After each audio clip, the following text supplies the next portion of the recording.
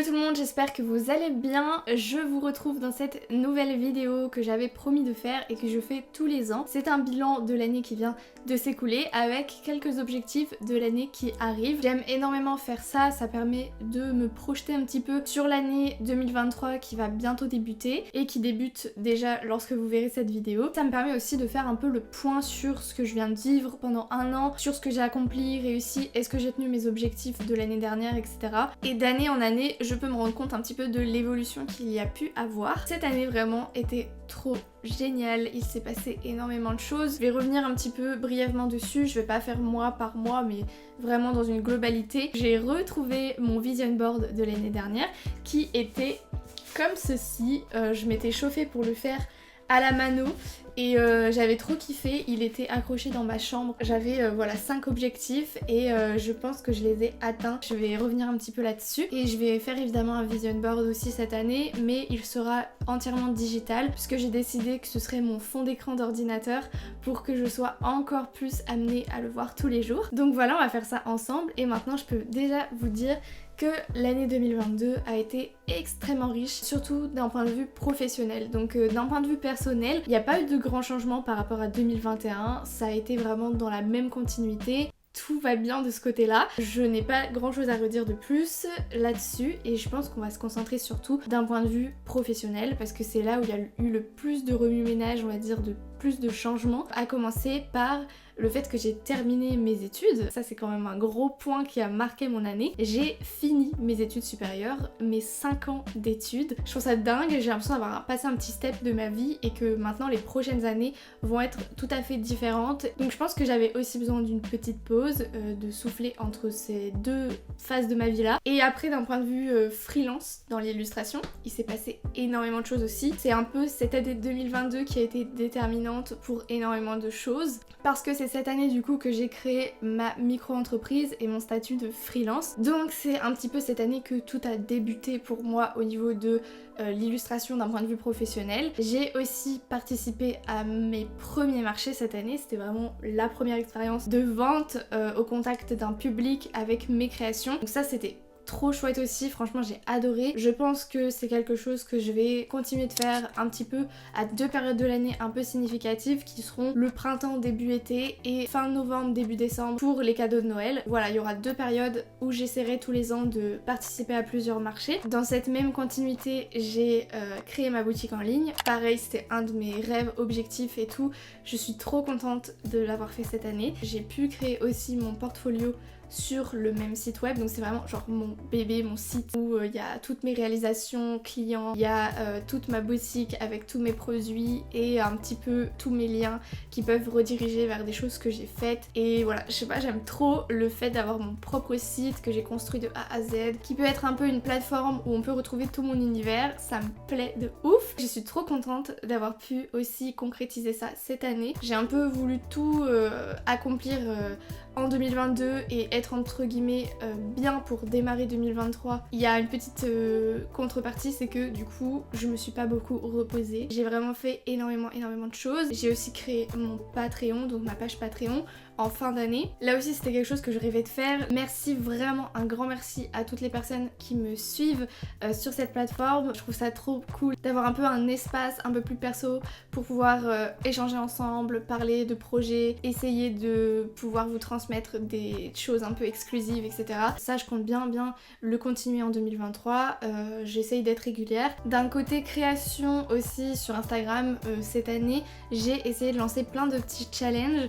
Voilà, j'avais pas trop eu l'habitude de faire ça avant et là je me suis dit que c'était le moment. Franchement c'était trop marrant, j'aime trop lancer des challenges, j'espère que je pourrai et que j'aurai le temps d'en lancer aussi en 2023, notamment un qui me tient particulièrement à cœur qui est le 20 jours 20 pages qui vous avait beaucoup plu. C'est une année 2022 qui a aussi été hyper riche en rencontres, que ce soit d'un point de vue vraiment professionnel mais qui a souvent dérivé vers du perso. Franchement j'étais trop contente d'avoir pu faire autant de rencontres en 2022, surtout que la plupart c'est des gens qui qui partagent un petit peu mes centres d'intérêt, qui peuvent soit être complètement dans l'illustration ou graviter autour, ce qui fait qu'on a toujours des choses à se dire, à échanger sur ce milieu-là. Et voilà quoi, c'était une année trop chouette, 2022. J'aurais pas cru dire ça parce que j'en avais un peu marre justement des études. Je trouve que quand on est dans la 5e année d'études et qu'on a vraiment tout enchaîné, on n'en peut plus, genre on a juste envie que ça se termine, même si on kiffe ce qu'on fait, etc.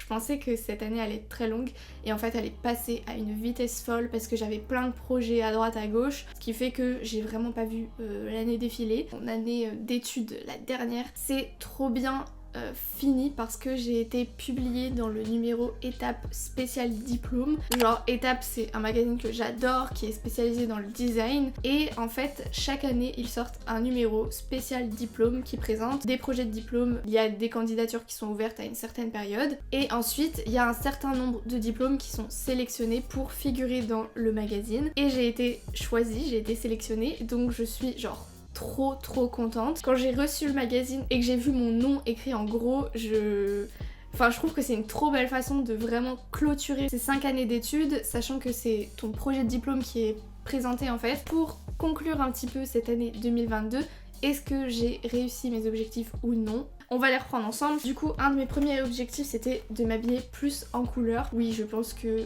ça s'est fait largement. Et en plus, je suis trop contente parce que j'ai tout acheté de seconde main. J'ai réussi à acheter sur Vinted ou en fripe. Ensuite, il y avait l'objectif du sketchbook. Avec le challenge 20 jours 20 pages, je pense qu'on l'a clairement rempli. En plus, j'ai fait des carnets de voyage. J'ai réussi à vraiment tenir des carnets. Donc ça, pareil, je suis trop contente. Ensuite, il y avait le gros objectif central qui était l'illustration. Avec la participation à mon premier marché. Donc l'illustration, oui, je pense que c'est une année qui a vraiment marqué pour moi le début de mon activité pro dans l'illustration, donc j'en ai fait énormément. Objectif céramique, je voulais faire beaucoup de céramique cette année et vraiment un peu utiliser du temps personnel pour pouvoir créer des objets en céramique. J'ai réussi puisque j'ai fait plein d'ateliers différents, commencé à faire des petits objets qui sont dans mon univers et même à les vendre lors des marchés. Et le dernier objectif, c'était de voyager en train. Je vous avais parlé d'un voyage notamment que j'aurais beaucoup aimé faire à la rencontre d'autres créatrices dans la France en train et c'est un objectif qui va, j'espère, se concrétiser en 2023, mais du coup j'ai quand même fait un voyage en train puisque j'ai fait Interrail avec mon copain. Vous avez pu voir des vidéos à ce propos là et on est allé dans plusieurs villes européennes, donc c'était trop chouette. Et le voyage en train, pareil, je pense que je vais essayer de continuer ça parce que j'ai vraiment beaucoup aimé. Et on va parler tout de suite de mes objectifs 2023.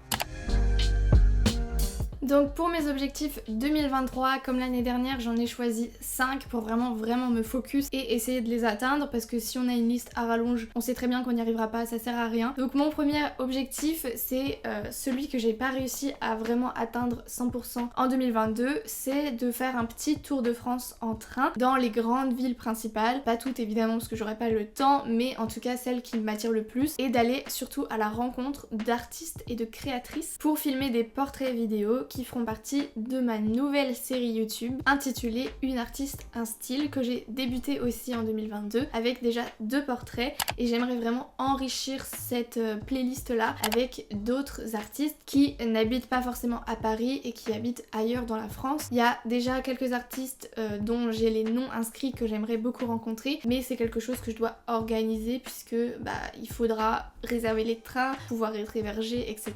J'ai envie de le faire, je sais pas quelle ampleur ça prendra, peut-être que ce sera au final plus petit que ce que j'imagine dans ma tête, mais dans tous les cas j'irai à la rencontre de d'autres créatrices ailleurs en France. Je ferai des portraits d'artistes et aussi des vlogs où on découvrira la ville ensemble, etc.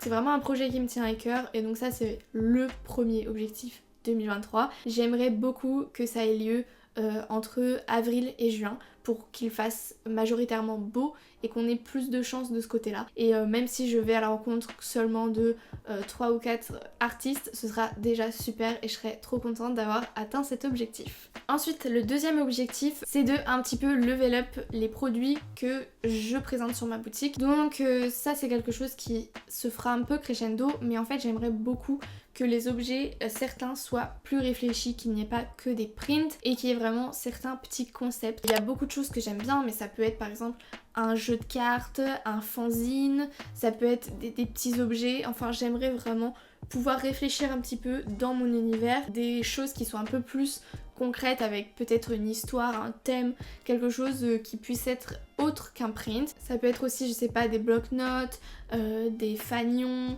des choses brodées, des choses avec de la linogravure, bref je sais pas, c'est très très large. Il y a énormément de choses à faire, j'ai une liste d'idées. Bien sûr il y aura toujours des prints, mais j'aimerais vraiment me faire kiffer en fait et pouvoir proposer des choses que je trouve un petit peu plus amusantes ou qui ont vraiment été plus réfléchies que juste une impression. Donc ça pareil, ça va être un objectif qui va se construire au fil de l'année, ça va être aussi si j'ai le temps. Donc voilà, on verra bien, mais en tout cas si je peux au moins développer 3-4 produits, je pense que je serais déjà très ravie. Dans la même idée, un de mes objectifs, donc le 3e, ce serait de faire plus de collaborations avec des marques, puisque maintenant je suis freelance, ça y est, je suis lancée dans cette dynamique là de pouvoir collaborer avec des marques, avec mon univers et leurs produits. Donc ça c'est quelque chose que j'adorerais faire, notamment des packaging. Je trouve ça tellement satisfaisant d'avoir ton illustration qui est sur un packaging. Par exemple, j'aimerais beaucoup illustrer un packaging de bière. Je trouve ça trop stylé, genre une étiquette de bière. Et